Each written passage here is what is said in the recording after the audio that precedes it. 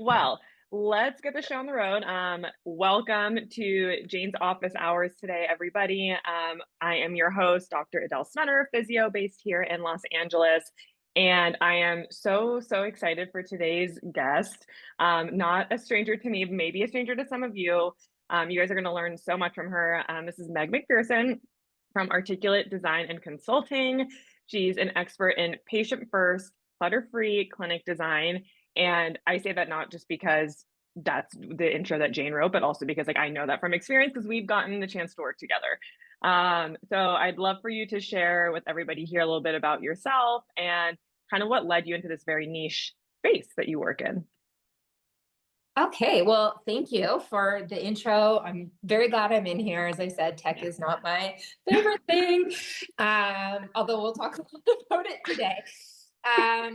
So I'm a physiotherapist, physical therapist, depending on where you are, based out of Toronto.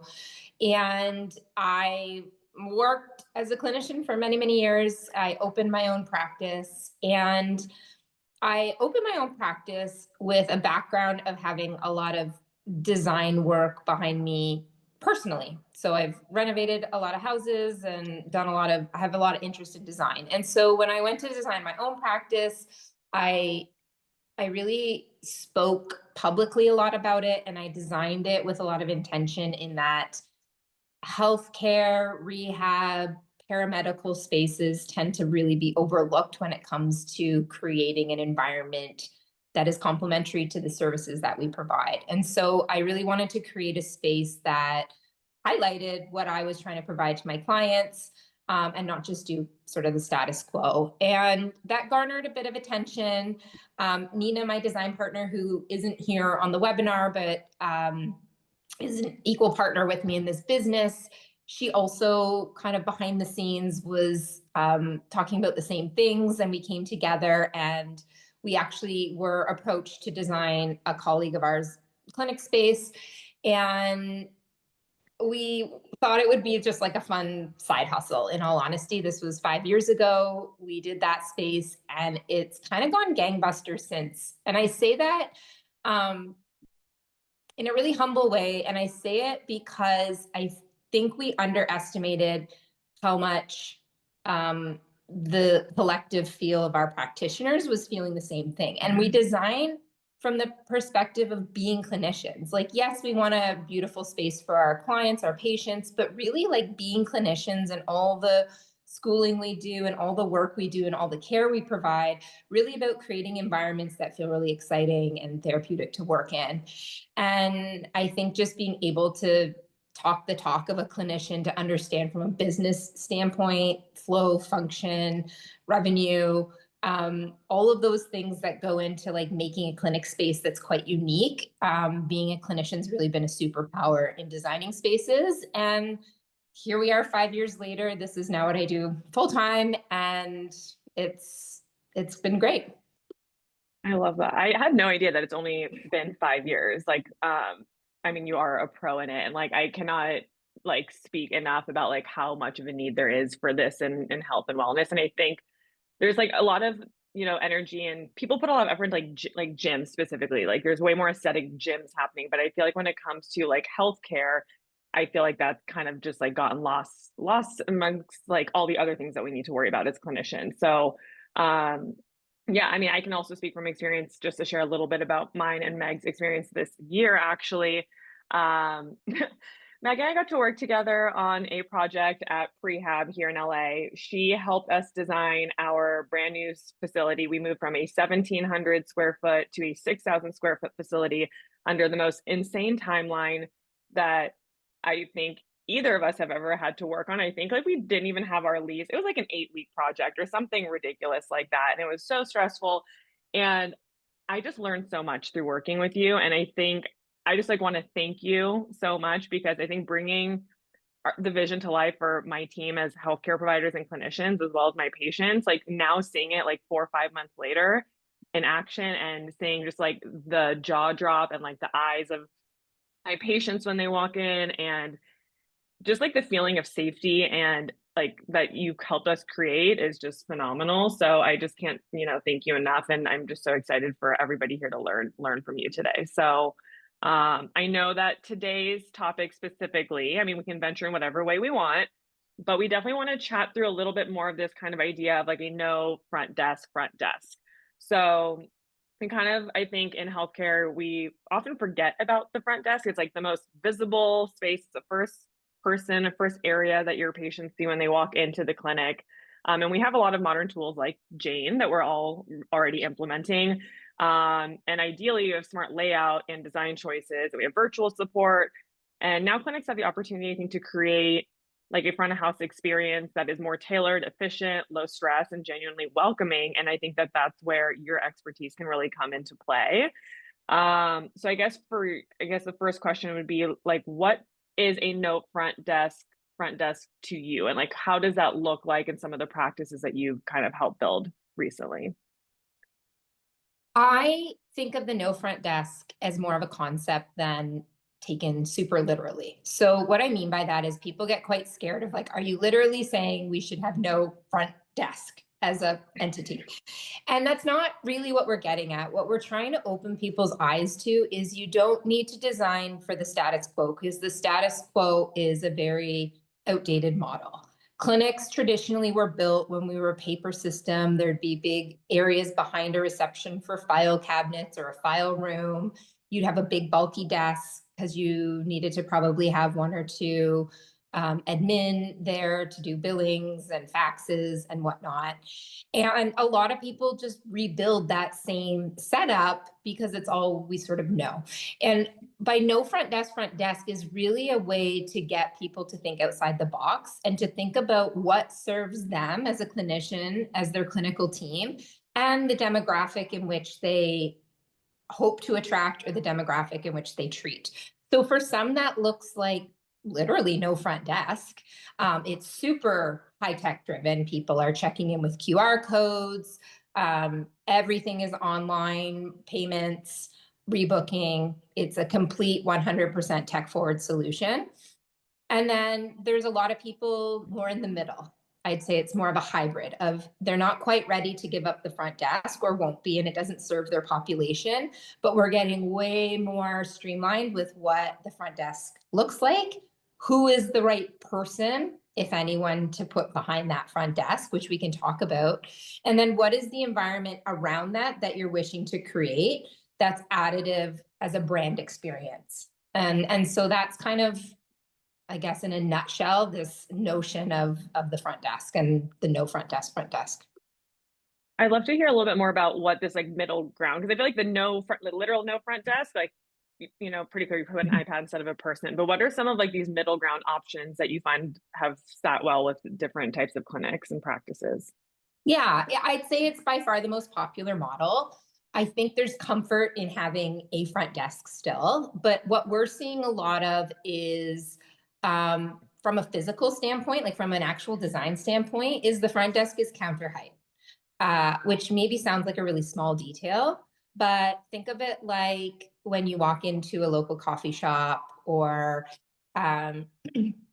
think of more like service-based businesses where you can make more eye contact. If there's someone sitting behind it, it feels more approachable. So getting away from the two-tier desk where someone's deep in behind on a computer. So that would be kind of the first level of like, let's open this up a little bit because we don't need to hide landlines and big fax machines and big printers and big computers because we can streamline some of that through tech. Yeah. That's actually like a really great point. Like the second you said that, like a light bulb went on off in my head because I think about like as providers and clinicians, like one of the first things I remember learning in school as a PT is like, okay, like get on the patient's like level when you're talking to them, right? And like you're literally taking the same exact principle and putting it at the front desk, like so that you're creating that equality and like that partnership, like from the second they walk in the door and like kind of emulating that. So that's funny because like I've never thought about it that way, but that makes so much sense. Something so simple. Yeah, and I'd say to speak to that from like a cohesion of adopting it, oftentimes when we create a two-tier front desk, so your traditional like higher level, it becomes just a way for people to like stack a bunch of clutter, things that don't need to be there. So when we get rid of that, it creates this streamlining of processes that helps as well, right? So when we don't have that barrier, it's like, okay, what actually can we get rid of here? How can we streamline some of what we do? Because we don't now have this physical barrier just to like have chaos behind. Totally, totally. All right, so we have like desk height and type of desk. Anything else that Mhm. like kind of people lean towards in that middle ground? Like the type of person that works maybe at the front or Yeah. So when we are working with clinic owners, that's a big part of when we're designing the physical desk is having a lot of conversations around their process, their journey, we call it, like their clinician and their client journey through the space. So if you're starting to pivot to utilizing more technology in terms of patients booking online, doing online payment, practitioners maybe are doing more of the booking with their actual clients than needing someone up front, then you may be better suited to have more of what we call like a clinic concierge up front than your, main clinic admin. Because what ends up happening is that spot becomes an area where you're greeting people, you're kind of, it's like the face of your brand. Um, and the person who's doing like the nuts and bolts running of your clinic doesn't necessarily need to be interrupted every 3 minutes to greet clients. You want them somewhere where they can sit and focus and do billings and do schedules and do payroll. Um, and the person then that's better suited to be interacting with your clients is maybe a completely different job title. So that already creates a shift in reconceptualizing that whole area and how it's utilized. yeah, that's a good point. The other option that like I think pops into my mind too is like especially like in our clinic too, like we just recently made that move. So we still have our like front desk parked at the front that is collecting clutter that we need to move away from. But our admin has moved to the back office and our PTs are doing a lot more of the scheduling. And so kind of what I envision too is like even if we just have like that high top at the front, maybe that's a place that the PT can go and like stand there when they're like going to check out their patient or talk about packages or whatnot, right? So it's also like a home base where like the physios or the clinicians can also greet their own clients as well. So there's a lot of different options with that. And I think the other thing too, at least I can speak for us, is like while we still have like a front desk area, one thing that we really work closely on is like it's not just when people walk in, it's not just about the front desk, like, right? Like you want to kind of emulate yourself as a provider, as a practice, like your vision, your values, like early on. And I think one thing I really appreciate about our work together is like we really focus on this like lounge actually when people like walked in to our clinic. Because for me, something that I find very valuable in the patient population that I specifically work with are people who have been through the ringer. They've been to 2 to 3 physios before, they're overwhelmed, they're frustrated. So I want people to come in and feel welcome. Like right off the bat, I want them to feel at home and comfortable. So we focus on a lounge instead. We have couches, we have coffee tables, we have cold brew on tap, we have all the different things that would make someone feel at home when they walk in. And I feel like that is so much more valuable than just having like a traditional front desk. So I wonder like what other opportunities have you seen come up when people move away from like a no front desk? Like what are some of the other things that have come up for other providers to use that Yeah, space I for? mean, you make a great point because we say everything with design is in balance, right? So if we're driving more towards a tech solution to solve some of the bottleneck or the clunkiness of a front desk, then you have to over index in comfort and welcoming and like creating a vibe, right? Because the last thing we want to do is remove a human being, remove human connection, have more tech, and then have a really cold space because that isn't what we're trying to emulate. What we're trying to do is to make the practice run smoother, but allow that square footage to be utilized either for more income generation. So maybe it allows you to put in an extra treatment room, maybe it allows you to put in a recovery lounge, whatever it may be, and or create a brand experience. So how are we capitalizing on this space to create an experience that's additive for the client, like you guys did, right? You have a wall also that has people's success stories. So people can sit there maybe while they're a little bit nervous to do their first PT session, but they're reading all these success stories. And so there doesn't need to be a human being necessarily there holding their hand. They can sit, they can enjoy cold brew, and they can see the success of your clinic. It's branded, all of that sticks with them, and it shapes already what they anticipate from the experience they're going to have with their provider before they even meet with their provider. So that area is super important. It's where we put a lot of focus, and we suggest clinic owners put a lot of their focus on how that area is designed, because I think it sets up whether the appointment is going to go well or not before they even meet the practitioner. 100%. Could not agree more And with I didn't that. even answer your question. So some other examples. It's fine, but I still loved all of it. No, Some other you said examples. You said income generating. You said like another treatment room. Okay. Recovery so yeah, area. Some we can like add treatment rooms. Some it's like, let's put in a little like wet bar where there's tea, coffee. One place they did like a whole coffee juice bar, and people would sit, like the whole point was to come early, sit on your laptop, do some work, do your appointment. It was like meant to be a hangout vibe. One place they did it more like a kitchen island. And so it was a really small footprint. So it became almost like their staff space and where clients were welcome, because it's just, that's the best utilization of the space, doing a staff room, especially in like super concentrated urban areas where you're working with really small square footage. That can be a great space where people can like eat their lunch and chat, but it's also where you're interacting with clients. So there's many ways to do it. I think most clinic owners, when you start to get them to narrow in on their staff, like their client population, all of that, it becomes almost it like hits them like a brick wall of like, this is what we should use this space for. Yeah, I can attest to that for sure.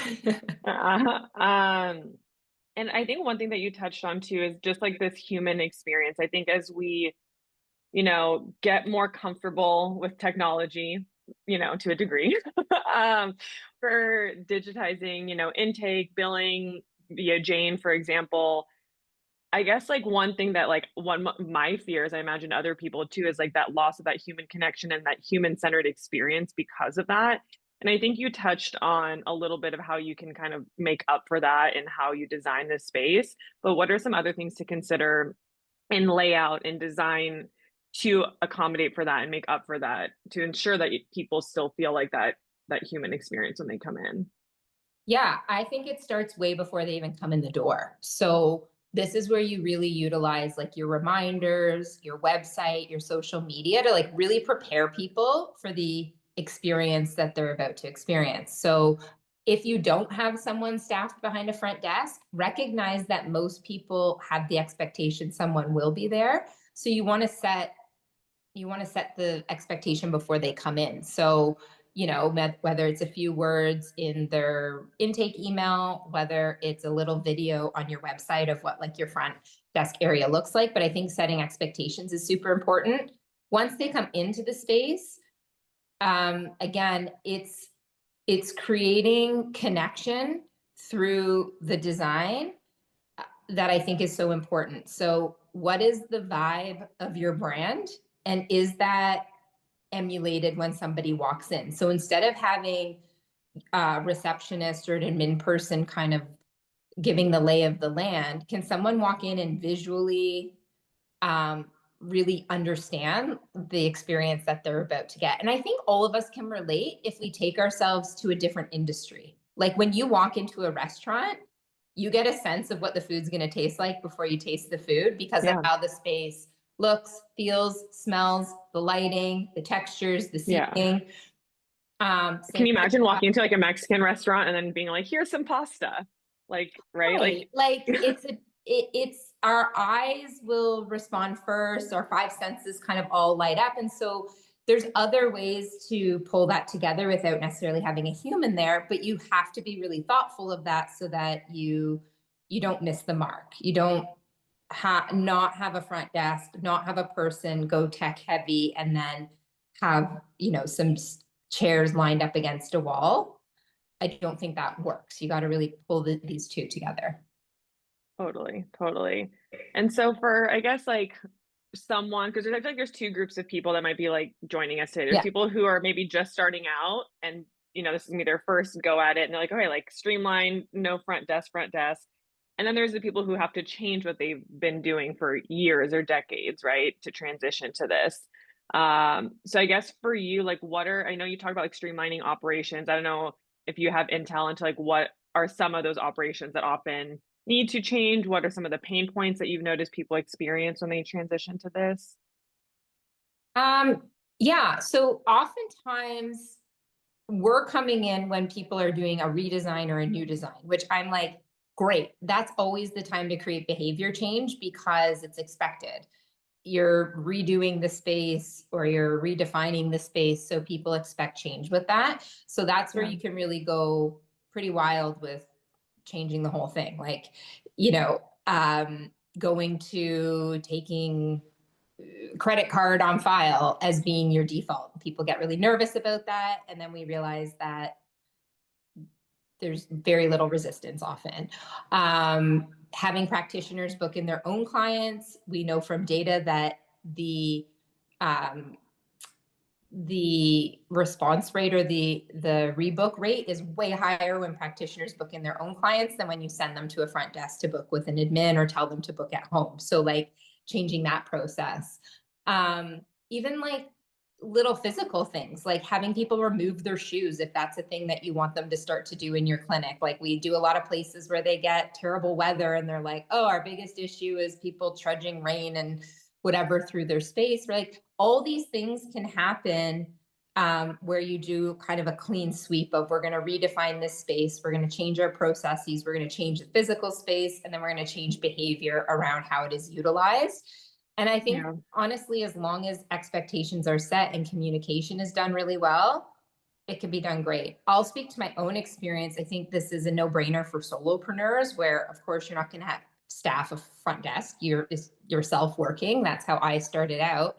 And I would put signage at the door that was in my voice. So like, I like have a pretty playful sense of humor. So I'd say, leave your shoes and your worries at the door. On the way out, they come down the stairs and it's like, can't even remember the signage, but something like, do your exercises, I don't know, whatever else. But the idea being like Yeah. it's in my voice so that even though I'm not there to greet them, if they're coming into the space, it feels like they're already getting a sense of my voice being there. So, I think our fears of creating change are often much larger than what the like resistance will be or the behavioral change management will be.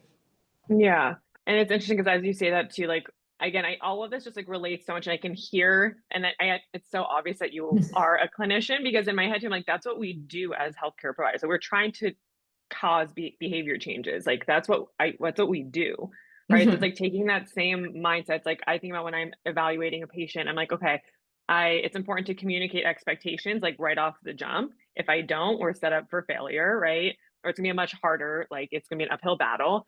Um, it's very similar, and it's just like taking that same mindset and applying it slightly differently. It's still within your own practice, but in just like a slightly different way. Mhm. So I really appreciate that perspective. This is all clicking. This is amazing. This is why I love this.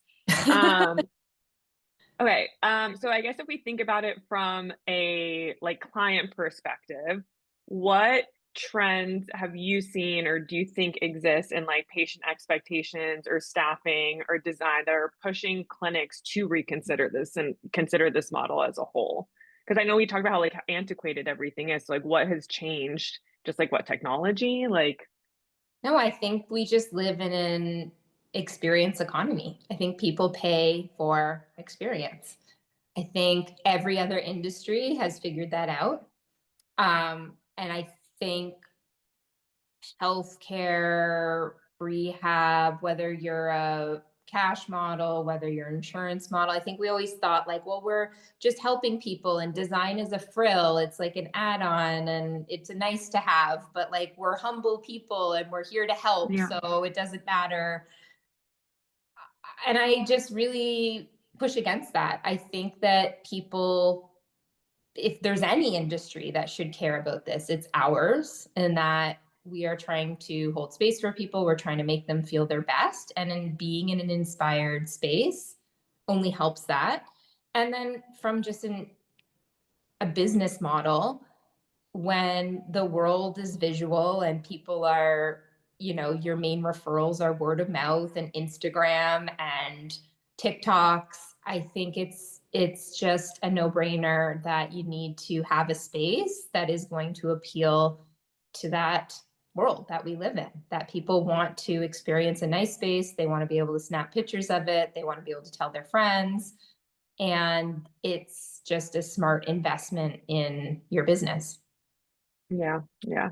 Very well said. Very well said. And it's interesting too. I feel like the one thing that we'll add on, and I don't know if this is like my cynical antisocial self speaking, but for me too, like I personally, like when I walk into a place, like I don't have this need or desire to like talk to someone right off the bat. Like I'm pretty independent. I know how to use my phone. Like if you just tell me what to do, like I feel very comfortable with that. I don't feel like the need to go into a doctor's office and like schmooze with someone right off the bat, you know? And I imagine that I'm not the only person that is like that. We all live very busy lives, and I think efficiency is a big part of that for us as the providers, but also from like the client side as well. Um, okay. Definitely. One more question on my end, and then we'll get into some more of like the Q&A stuff. For clinics that are renovating, moving, or opening up for the first time, what's one decision, and you might have already said it, so maybe we could just double down on something, one decision they can make early on to set themselves up for success with this like new front desk model if they're considering it?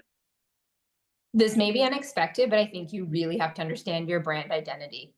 And by brand, I don't mean like your logo and colors. I mean deeply like your brand identity or your brand personality.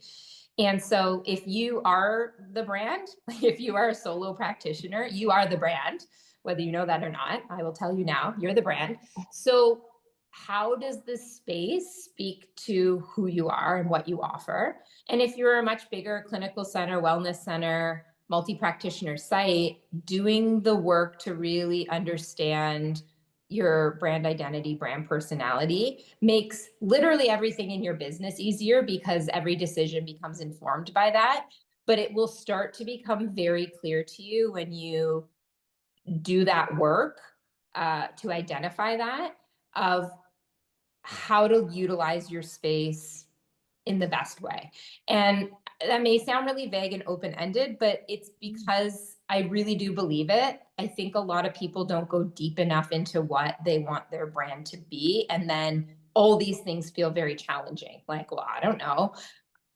Yeah, And yeah, I yeah, think when you absolutely. know your brand well, and you know the voice of it, you know the tone of it, you know the personality, then that's the people you attract. From like a staffing standpoint, from a client standpoint, and then it starts to make it very clear of how you want to then define your space. Yeah, yeah. It's interesting too, because when you talk about branding, like I feel like that comes back to also like understanding like your values. And I think of like my work with Emma, who you Yeah. know well also. And that was something that very early on, like when we started working together, is just like what are your values, and like that authenticity, that empathy, that if you want to emulate strength, like understanding those and having like even like your top five, Mm-hmm. that makes it so much easier, because like does this space make someone feel this, or does it show this, or does it show that? So I think to Yeah. your point of like if people feel uncomfortable with the idea of branding, I think also the idea of just like knowing your values is also like equally as important. Yeah. And I'd say, like, to speak to your space as an example, we kind of like put a pin in the front desk because you were going through kind of figuring out what to do from a business perspective for that area. But I think if you were to like walk into your space, most people could identify that like the front desk, not the lounge, like the front desk is probably the thing where it's like, oh, that's the one thing that feels a little off brand to the rest of the space. Yeah, Right. Because it's like, 100%. you have this like very cool LA vibe personality, and it's there and it's fine. It's serving like a placeholder and you have like bigger Yeah. hopes and dreams. But those are the things, when people define that on a deeper level, they'll look around their space and it will become like really clear. Like this fits, this doesn't, this works, this doesn't. Yeah, yeah. I mean, even like, yeah, to speak when you first walk in, even the design aspect of what we did with like there's like a half wall behind the front desk and then like the brackets that you can like see through. So when people walk in, they can immediately like see into the clinic. And one of the first things that you can see when you walk in is actually like our testing center, which is where we have like our force plates and all our technology that we use for testing. And that is like a big part of like what our clinic is known for and what we do. So the fact that people immediately walk in and they see that, and then their immediate question is like, what is all that stuff? And they get very intrigued by it. And then that makes them like, I think, excited about the evaluation about like, are we going to use that stuff? Yeah. Yeah. So yeah, forget our little ugly front desk, like the furniture, but everything else, yes, very much so. Awesome. Okay. Well, we have a little bit of time to answer some questions. There were some pre-submitted ones, so we'll go through those first. And then if anyone else has questions who's currently in here and they want to drop them into the chat, or I think there's like a Q&A area, but I don't really know how to, there's nothing in there either. Okay, so we'll run through the ones that people have submitted ahead of time. So one person asked, how do you manage first-time patient check-ins without a reception area? I think you mentioned like kind of setting expectations with the emails and stuff early on, but what are some things like when the person physically walks into the space, what are some options that you've had some clinicians do Yeah, or seen? we do. So a lot of times people are utilizing the QR code feature in Jane as a check-in, which is awesome, especially if you have a bigger facility, because it just checks the patient in and clinicians can see even if they're deep into a room that their client's there, or their patient is there. So that's a big one. And then really nice signage. So not like white paper taped to a surface, like Oh God, nice signage, your people. worst nightmare. Um, but yeah, again, in the voice of your brand identity, having some sort of way to like welcome people. And then I'd say alongside that, there should be something that's additive to the brand experience. So is it like you have some water with lemons in it that people, it's like, welcome, help yourself to a glass of water, your practitioner will be right with you. Or you have cold brew, Yeah. whatever it may be, but like offering something is a really nice touch. And then making it very clear of like what they're to do. So there's no awkwardness of, is somebody supposed to be here? Are they not? Do I wait? Do I not? So just really clear, but like do it in a nice way that's like super aesthetic. Think of it like you're welcoming someone into your home. How would you do that? It's pretty similar. Yeah. Love that. Yeah, I feel like we don't do that. Let's add that to the list of things to do. Okay, we have a question popped in the chat, so we'll jump around into there. Okay, so any recommendations for sound control so people can hear each other better? In general, if there's like two therapists with a patient each in the gym area, it's hard to hear each other. Plans, sound clouds. I don't know what a sound cloud is, but you probably do. 9-inch ceilings, 9-inch, 9 feet? Must be 9 feet, 9 inch. 9 inch would not make 9 any feet. sense. Yes, 9 feet. yeah. And the space isn't huge. I guess like yeah, so I guess the question is around soundproofing Okay. or Yeah. sound I mean, dampening. so it kind of just ranges on budget. So the cheap and cheerful way for sound is like texture, texture, texture. Add curtains, add rugs, add. I know this is a gym space, but you want to add more texture. It may be sound panels. It could even just be like a cork notice board on a wall will help. You can do hanging baffles. I think that's what they mean by the sound cloud is you can hang these baffles that absorb noise, which work really well. But you're really just trying to add more and more texture to a space. Soft materials are going to absorb noise, and people kind of balk at it, but it makes a massive difference, especially if you're in a very echoey place like a gym.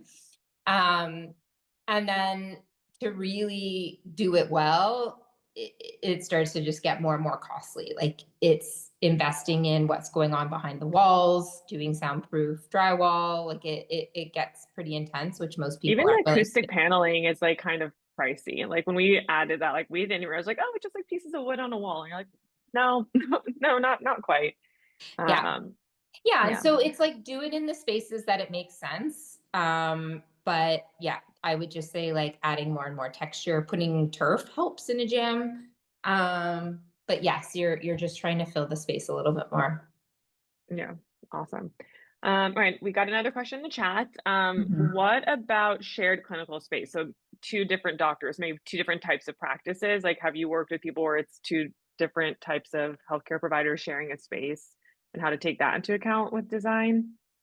Um, in particular, like in terms of the front desk, or I'm just looking at the questions. Yeah, I think just like Uh, design space in general. I'm imagining like, okay, if you have like a massage therapist and a physio sharing a space, like have you worked with like teams like oh that yeah. that have, yeah. We did a space where it was two different clinicians with two different brands, and they shared a Oh, space, and we just morphed them in interesting ways. So, oh, waiting room with shared space. Yeah. So okay. what I would say is I would come together again. I'm going to always go back to branding, and people are going to feel like their ears are bleeding, but um, it's taking like the voice, the identity of each of your brands, and then thinking, how do we pull this together to create a cohesive space? So it may be like you each have your logos on the wall. I would suggest doing them both in the same material, or keep it like neutral, like a metallic or something, so there's not conflicting colors going on.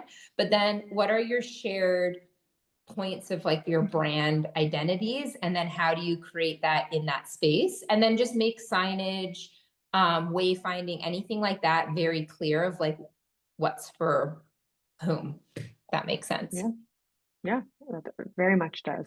All right, let's pop into the next one. So how do you manage payments with no front desk? I mean, I guess obviously with Jane, duh. Yeah, same. Yeah, I think at least for us, what we've done, I mean, like, I think goes back to setting expectations very early on. So like we make sure that all of our clients like have their pricing ahead of time, like they can look through their package options. And that's part of like, for us at least, it's the clinician's responsibility to discuss the plan of care with the patient. So ultimately, at the end of the session for us, it's the clinician who is like, okay, like we already have a card on file because we needed to reserve like the appointment. So if card on file, they already have the pricing in advance. And then at the end of the session, it's just deciding what they want to do as far as packages. So that's how we operate without a front desk. I don't know if you have other thoughts or suggestions on what Yeah, other people have done. it really gets into how complicated things get with like if you're doing a lot of insurance billings that are super Yeah. complicated. I will say the like leanest front desks or heavy tech solutions typically are for, in Canada we call them like outpatient, I think cash businesses, like ones that are just people are paying, and then they can claim it separately or handle insurance on their own. If you are more insurance, there's like a lot of more complexity to it, then you may keep the same model of I have a front desk and I have an admin person there that is handling just billings. But what I would suggest is then that's the person that's there, but you can offload by booking is not done that way. Rebooking is not done that way.